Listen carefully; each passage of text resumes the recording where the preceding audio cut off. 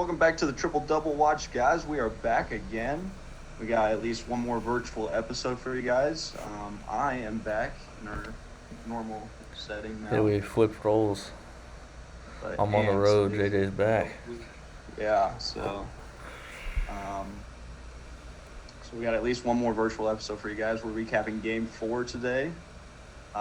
Warriors won 107-97, I believe it was. Even up the series 2-2. Game 5 is back in Golden State on Monday. It'll be a good one. Ant, go ahead and run down the box score for us. We'll start with the Celtics. Tatum played 42 minutes, 23 points, had 6 assists and 11 rebounds. Ended up with 6 turnovers, though. That was big. Williams had 7 points, 12 rebounds. Horford 8.6 rebounds, 4 assists. Smart with 18 and 5. Brown with 21 and 6. And White had 16 off the bench, but other than that, the bench didn't produce much of anything. So it was a weird one. Definitely not what they had in Game 3, so they'll need to improve that. But I'll let you go over the Warriors. Yeah, so Warriors had a great game from Steph. Pretty much carried them tonight, 43 points. Clay had 18. Wiggins had 17, 16 big rebounds. He was huge in the glass tonight. Draymond was still not much of a contributor. Only 2 points for him. 9 rebounds, 8 assists, though. 4 steals also. So, I mean, at least up to other categories, it still felt like offensively he wasn't helping too much, though. We'll get into that later. Otto Porter was in the starting lineup tonight, but he only had 2 points. Kevon Looney came off the bench, 6 points, 11 rebounds. He was big. And Jordan Poole played some minutes off the bench. He was really good in his minutes, 14 points. Gary Payton played, I think, only 10 minutes off the bench, but was very big in his 10 minutes, had great defensive energy, had some timely dunks, 4 big rebounds, a steal here and there. So he was good overall. Bielitsa played some minutes, didn't score, but gave them some big minutes that, again, we didn't really expect in the series. Very good on defense again. He had a steal. He was switching on to Tatum and Brown and giving them fits at times even. And it was impressive. So yeah, I mean, we can jump into some of the first quarter now, and that first quarter was really a battle of the stars. Tatum and Curry both started off super hot. What did you think of both Tatum and Curry tonight? Well, I was keeping up a little bit at the Cardinals game, but I did see Tatum just go off. And Curry's first quarter was just a sign of what was to come. That was an all-night thing. It felt like Tatum didn't keep it up, and you're gonna need that to happen if you're the Celtics. So When Steph, I saw a clip of it, like people tweeting about it. When Steph late in the first quarter hit a deep three, and he's screaming and hollering at Celtics fans and at himself and stuff. Somebody tweeted like, "Oh, it's going to be a long night for the Celtics," and I was like, "Well, I mean, sometimes it is the case, sometimes it's not. It really doesn't mean much, but it did show Steph was locked in. Steph wanted it. The Warriors wanted it bad. They were very locked in tonight in general, and Tatum's hot start simmered out. Second quarter, he was all right. Second half, he was not great for him. And Curry's just kept going. And in the fourth quarter, especially, elevated even more and, sealed the deal for him. yeah, I saw that at the end of the game, Steph nearly outscored Tatum and Brown together. I mean, Yep. that's insane. So the Warriors had a lot of impacts from other guys tonight. Steph, 43 points, and we knew he would have to score a lot in this series.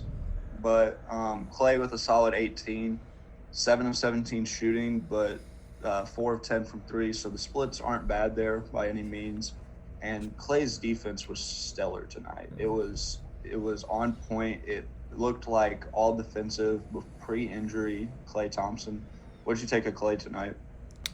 He looked good. There were some shots that he just like as soon as he caught it hit. There was one at the top towards the end of the game, and I was like, oh yeah, that's a Clay Thompson's here, and it's good to see that because he hasn't been performing on a regular basis like his usual self. So you want to see that, especially as a Warriors fan. But just as an NBA fan, it's cool to see the Splash Bros back to what they used to be. Yeah, absolutely. And like I said, it just watching Clay, it seemed he was, and and I don't think he's in more shape than he was when he came back from his injury by any means. But I just his defense always felt a little bit off since his injury. It was never bad this season, but tonight he was. It was Jaylen Brown he was on. He was on Tatum at times, switching on to Smart, and he was staying in front of him. And every time was just forcing turnaround fallaways, and that's not what the Celtics want. Going further down the Warriors line, Andrew Wiggins, 17 points, 16 rebounds, played the most minutes on the team tonight for He him. did have the most minutes. He had 43, which I think almost directly matched Tatum. So, like I said before, trying to match him with Tatum, and it's working. So, probably want to keep up with that. But he's been performing steadily as we expected. If Steph Curry wasn't Steph Curry, he'd be in the Finals MVP race. But I think Sure. that's over. I think that's over Yeah. if the Warriors win. Yeah. So, Wiggins in 43 minutes did not phase Wiggins at all tonight. His energy was 100% every single possession. His rebounding tenacity tonight was unmatched by anybody else on the court. I don't know how many offensive rebounds he had, but every time he got an offensive rebound, it looked like an easy stick back. And he was just even his 16 rebounds didn't go as far to show how much he was making them work on the rebounds they did get then. yeah. He was just using his athleticism all night, playing great defense on Tatum again. He was big for him. He ended up with 3 offensive. Okay. Well, I'm sure all of them were. Yeah, I'm pretty sure they were at least 2 of the 3 were stick backs. So, right at the rim. We talk about Draymond some. Better game than Game 3, but even his mom on Twitter said Taking not, shots. not the Draymond of old, Yeah. or not the Draymond of just 2 weeks ago in the Western Conference Finals even. So, um, I don't know. Once again, he just wasn't looking to score. He and then he kept getting himself into a lot of situations where like he was going so fast and you could tell he wanted to up the pace, but then he'd go so fast where he'd have to make a jump pass then, or he'd have Yeah. to come to a screeching halt. I don't know. What do you think of Draymond tonight? Well, as we mentioned in the box score, he did everything else pretty good. He had 9 and 8. He had 4 steals. He only had 2 turnovers. He did everything great other than score. I don't know if he's gonna even want to look the rest of the series to score at this rate because Yeah. it just feels like he's just not himself on the offensive end right now. I mean, he attempted 2 threes and was 1 of 7 total from the field, but I don't know. It just feels like he's settled into this role of everything else, which might work. You never know. But I did see the stat that he was getting flamed about was at one point having more fouls than points in the series. I think he might still have that. He does, I think. So, yeah, you definitely don't want to see that. But I think he's, you know, I don't know about settling in, but he's starting to figure out his role aside from scoring, I think. So, If there's going to be a get right game, considering there's maximum 3 games left, it's got to be Game 5 for him at Golden State. And even though he had 8 assists and only 2 turnovers, that's a good ratio and all. It just felt like, yeah, his 8 assists were good, but even possessions he wasn't turning the ball over, it was just like he was making the offense kind of stagnant at times, and they were the Celtics' game plan on him has gotten better and better through the series, making him pass it and screen 30 feet plus from the bucket. So when Steph and Clay are having to come off there, it's easier for them to recover back to him. I don't know. I need him to get some free layups. I need him to get a Wiggins type stick back too. Like I don't know. But overall, a better night at least for him. Um, we'll keep going. We'll go Jordan Poole. I guess he was huge off the bench tonight. 14 points. What did you think of him? Yeah, I saw his little run. I think he had back-to-back threes at one point, and it felt like he had energy. The previous games it didn't feel like he was there energy-wise, but even on the bench you could see him tonight. He was all there, it felt like, and he brought the energy they needed off the bench, scoring-wise. So going over to the Celtics side some, Robert Williams was great again tonight. 31 minutes, huge minutes increase for him tonight. Grant Williams did not see as much time. They liked what they were getting out of Robert Williams. His knee was feeling good. He was bouncy. Great defensive impact. Had a few lob impact. How do you think he was affecting the Warriors on defense? He's just a big paint presence. He's as soon as you get in there, even for the most athletic people like Wiggins, he's getting blocks. He's just impacting every shot in there, and it's good to see if you're Celtics because you can leave him out there even with the small ball lineup of the Warriors. So you love to see that, and he can match up good, I think, against even the guards. He switches out a little bit, and it feels like he doesn't just get cooked. So I feel like he's been really good on defense for them. Yeah, and he's almost been better even out on the perimeter. And Al Horford, they've been searching out Al Horford in pick and rolls, but Robert Williams has held his ground in pick and rolls and stuff, quick enough to have a hard show and then get back. The Celtics bench tonight was not very good. Derek White had a solid game off the bench. He was the sixth guy, but they played Peyton Pritchard and Grant Williams both 10 minutes or so, and both of them were pretty unproductive. I'm interested to see their minutes in Game 5 because at this point, every game is a Game 7 mentality. So I wonder if guys like Tatum and Brown go all the way up to 45 minutes. I wonder if Horford goes up to 35, 40, because Pritchard and Grant Williams weren't great tonight. I could see Grant Williams bouncing back, but Peyton Pritchard doesn't have a great role in this series, I don't think. And then the Warriors bench just killed them. I feel like, I don't know for sure the plus minus on it, but I feel like the Warriors beat them in the bench minutes. Yeah. Overall, you want more out of your bench, but I feel like up and down, starters and bench, both sides have got to start being smarter and limiting their turnovers. It's just killing them. You want more offense overall, but those guys that come in off the bench, I feel like, are not playing their roles on either side consistently. I mean, you saw good games from Poole. You saw the most consistent's been Derek White, but overall, you want more consistency there. And to further talk some turnovers, the fourth quarter was kind of a battle of who wouldn't make more mistakes, and because the Warriors started the fourth quarter with some careless turnovers. Bielsa had a steal, and really good steal, and then they had out of bounds play, and on the out of bounds play he just turns it over. Yeah.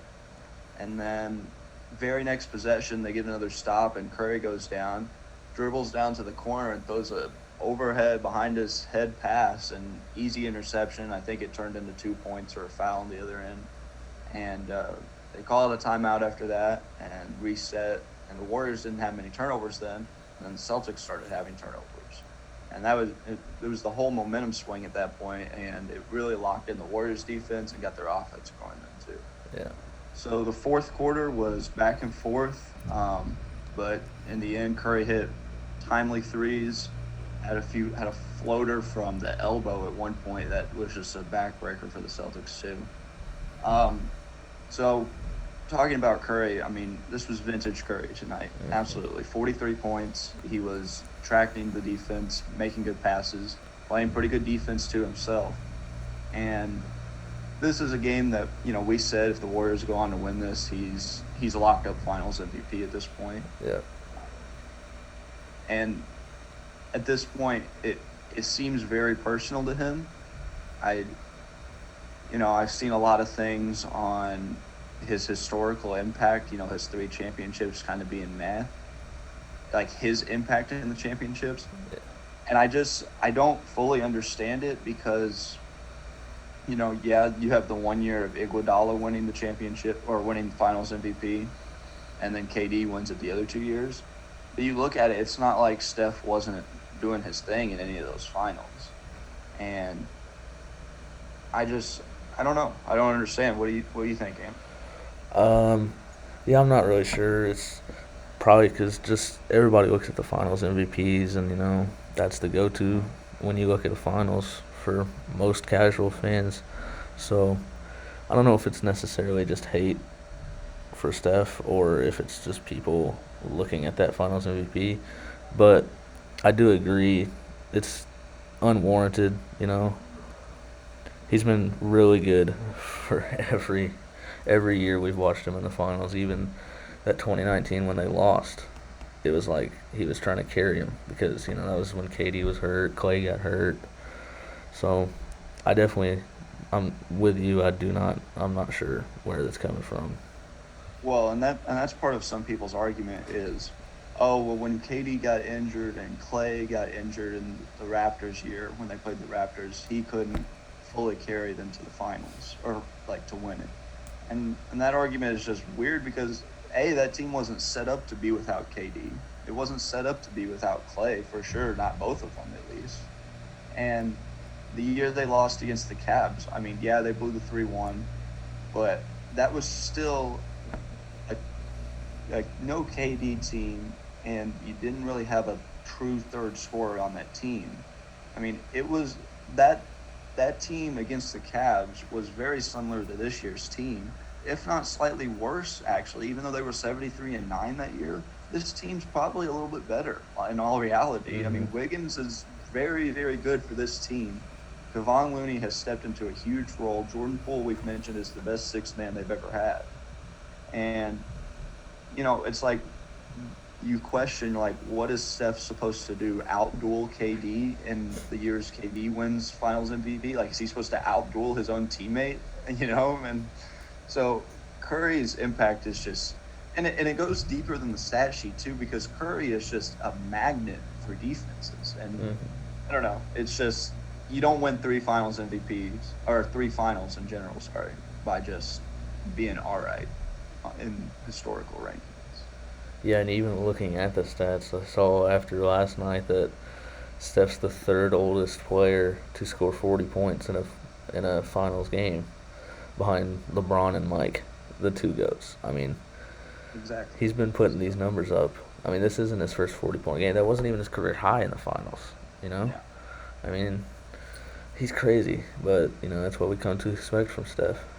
Yeah, he's been doing it 10 years now, and no signs of slowing down yet. Good to see. So the fourth quarter was a big quarter for the Warriors. Got it done for them, and it'll be very interesting to see how both sides react to it going into Game 5. There was a lot of coaching adjustments on both sides just in the fourth quarter, and in the end, the coaching adjustments from the Warriors seemed a little bit better. To start the fourth quarter off, they ran a 4-guard lineup, which I'm not sure that lineup has even played this season. The lineup was Curry, Gary Payton, Jordan Poole, Klay Thompson, and Kevon Looney.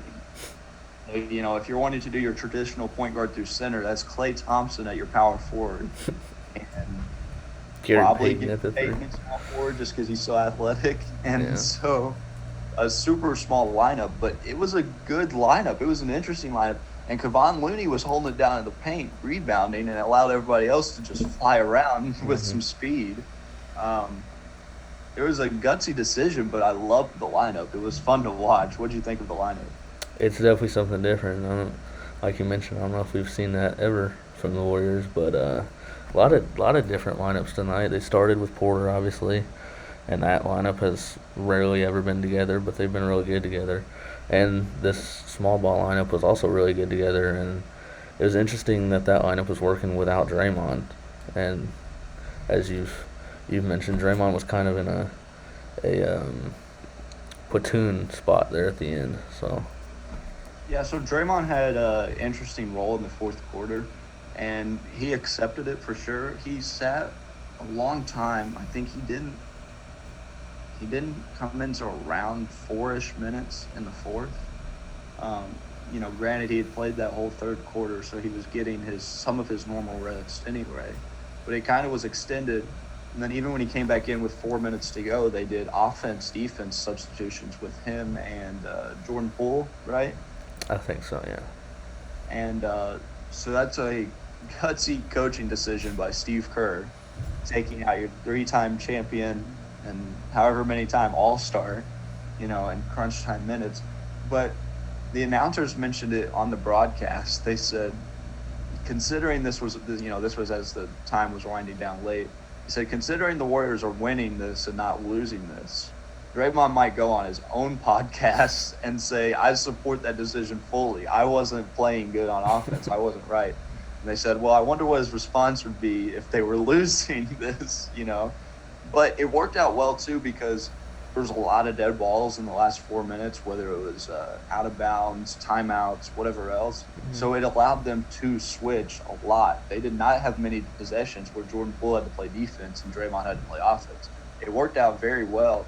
And like I mentioned, Draymond was making the offense stagnant at times. And with Jordan Poole's speed and ball handling ability, it attracted a lot more attention. So what did you think of the coaching decision, huge coaching decision by Steve Kerr? Like you mentioned, it's very bold, to say the least. But, Steve Kerr's got those championships, and it worked out. So he knew something, and it was working for him.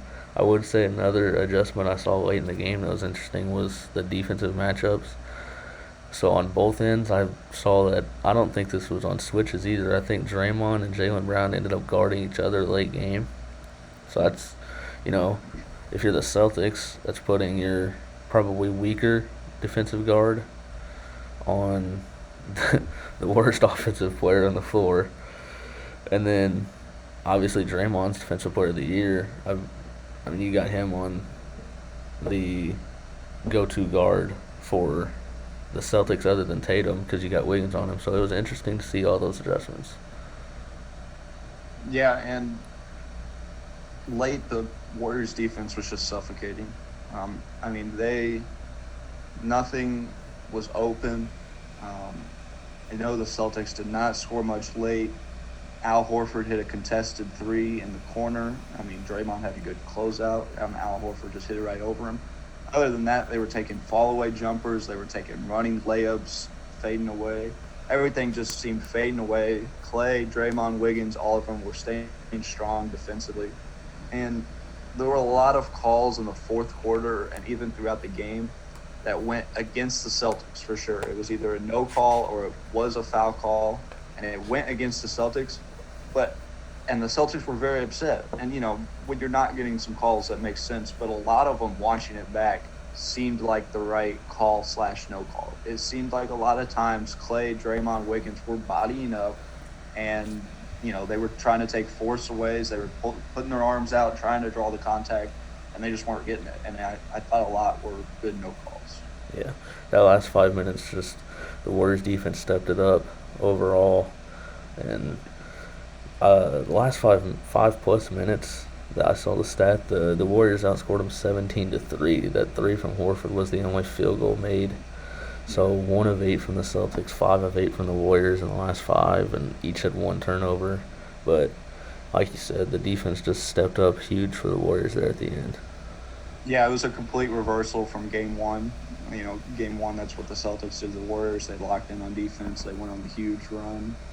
They went on an even bigger run, but yeah. Warriors did something similar tonight. They got the job done. It was a game they needed to win.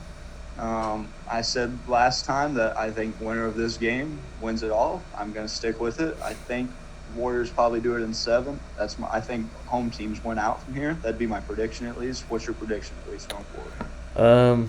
See, I was questioning the game 4, whoever won, but game 5 is whoever wins. It's for over. Sure. then If the Warriors get the home court win in Game 5, you're going back to Boston with Game 6 Clay on your roster. So, but if the Celtics end up pulling out Game 5, I think they just got to get one of two after that, So it's going to be interesting. Yep, it's a spot where the home court is truly playing a factor. So I'm sure the Warriors are glad they won a few extra regular season games. We are guaranteed a Game 6 Clay in this series. We'll see how that goes. So Game 5 is on Monday night. It is going to be a great one. The Chase Center in Golden State is going to be popping. It'll be very good. We will record shortly after and should have a video up Tuesday recapping Game 5. We are glad you stuck around, and we hope you have a good one. Until next time, see ya.